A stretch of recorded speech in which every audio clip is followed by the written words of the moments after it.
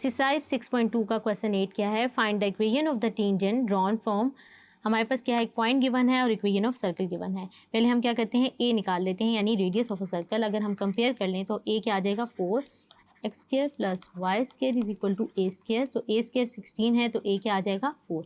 हमने equation of circle से हमने क्या किया, रेडियस निकाल लिया।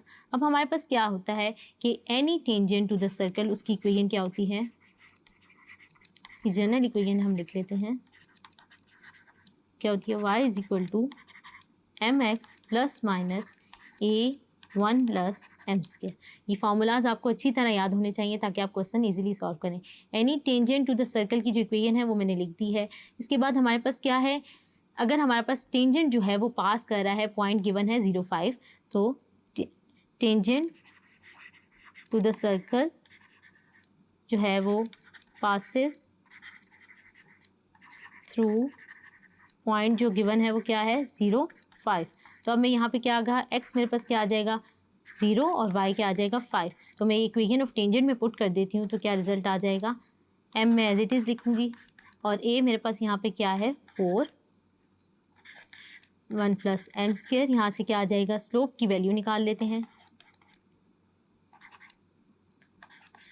दोनों साइड पे क्या करते हैं, स्क्वायर रूट ले लेते हैं। स्क्वायर रूट को ख़त्म करने के लिए स्क्वायर ले लेते हैं, तो ये क्या आ जाएगा 25/16 = 1 + m²। तो ये m² के लिए सॉल्व कर लें तो ये क्या आ जाएगा 25/16 - 1, और m की क्या वैल्यू आ जाएगी, यहाँ से निकाल लेते हैं।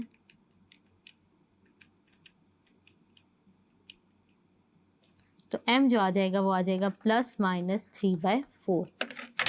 तो हमारे पास ये स्लोप आ गई है। अब हमने क्या निकालनी है, इक्वेशन ऑफ टेंजेंट। तो हमारे पास क्या आ गया, स्लोप की कैलकुलेशन आप देख सकते हैं, हमारे पास स्लोप की वैल्यू आ गई है। अब टेंजेंट में हम डाल देंगे m की वैल्यू जो हमने निकाली है, तो हमारे पास क्या आ जाएगी, हमारे पास ये जो माइनस वाली होगी ये वैल्यू क्या होगी, पॉसिबल नहीं होगी, क्योंकि हमारे पास ये सेटिस्फाई नहीं होगी।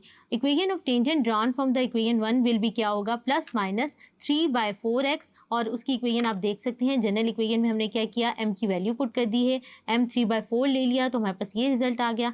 इसको हमने क्या किया, थोड़ा सिंप्लीफाई कर लिया तो हमारे पास ये रिजल्ट आ गया। फिर हम क्या करते हैं, 25/16 का अंडर रूट ले लेते हैं, तो हमारे पास मजीद सिंप्लीफिकेशन करते हुए आप देख सकते हैं रिजल्ट आ जाएगा।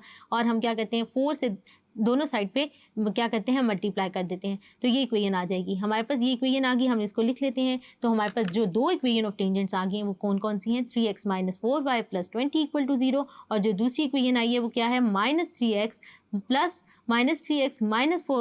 + 20 = 0, जिसको हम सिंप्लीफाई करके लिख सकते हैं 3x + 4y - 20 = 0। तो आपको इक्वेशन ऑफ टेंजेंट का जो है टू द सर्कल का जनरल फॉर्मूला याद होना चाहिए। वहाँ से हमने स्लोप निकाली, फिर हमने इस जो पॉइंट गिवन थे उस पर हमने इक्वेशन ऑफ टेंजेंट निकाल ली। होप सो आपको ये क्वेश्चन समझ आया होगा। Thank you.